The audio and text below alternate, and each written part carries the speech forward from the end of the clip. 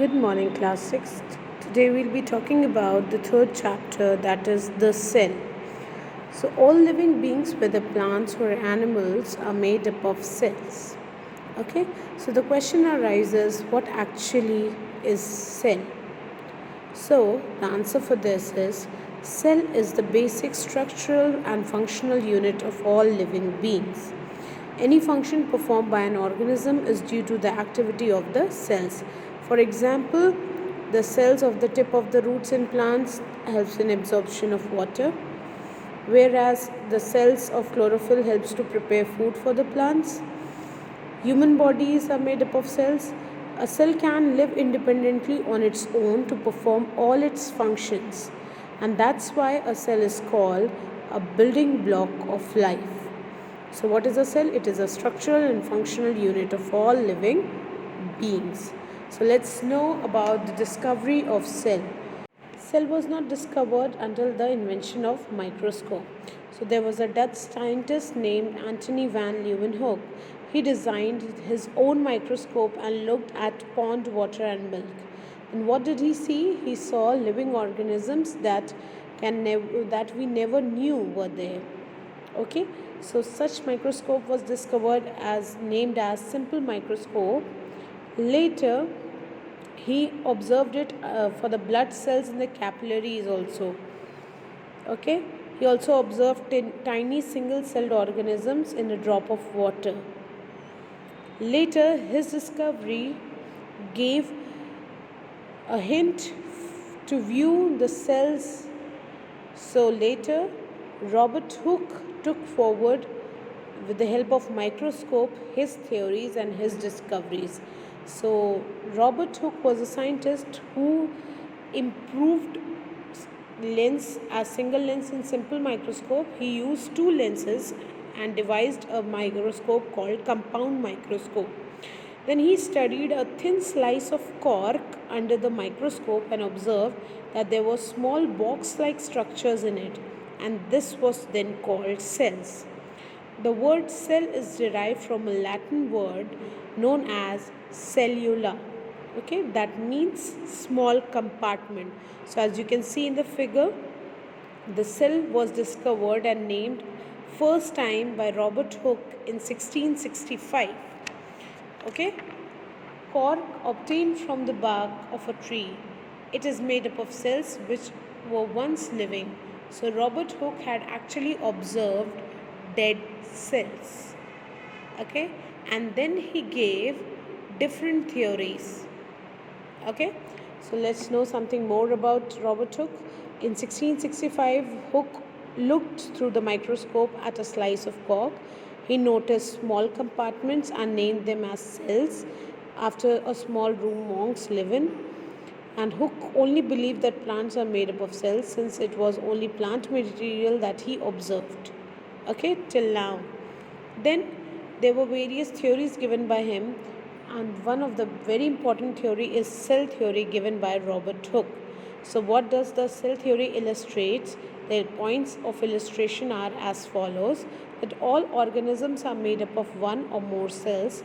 All cells comes from pre-existing cells. That means they evolve or they grow from older cells, and these cells are basic unit of structure and organization that performs life functions. Very important for you all to know these 3 points. What is a cell theory? There is a great variation in number of cells, shape and size of the cells. For example, organisms such as bacteria are made up of single cell, whereas human beings have billions and billions of cells. So first we'll talk about shape of cells. So cells have a lot of variation of shapes. Although unicellular cells, that means having single cell, maintain a constant shape throughout their life, such as amoeba, keep on changing the shape. Multicellular organisms are made up of cells of different shape depending upon their functions. So irregular, these cells do not have fixed shape and are irregular. Example, amoeba. When we talk about oval shape, Chlamydomonas is an oval shaped body. Oblong, Paramecium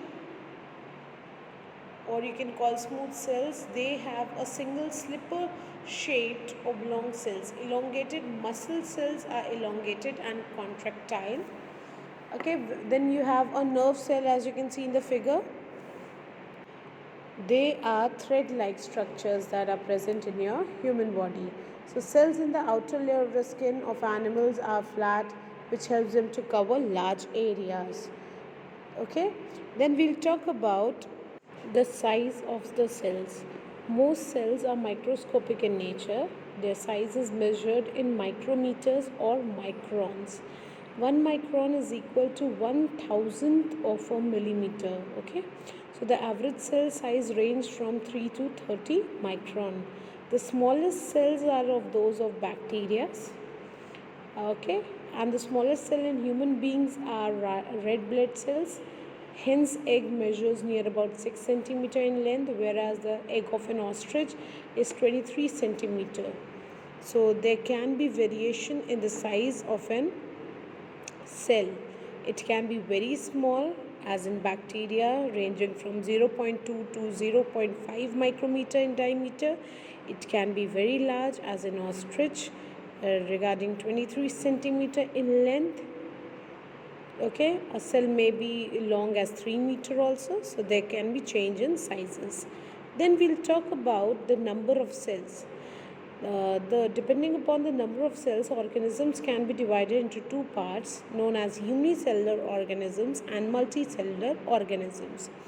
Now, what are unicellular organisms? Organisms that have only one cell, that means single cell organisms, are known as unicellular organisms, whereas multicellular organisms are organisms that consist of many cells. More than one cell is multicellular organisms.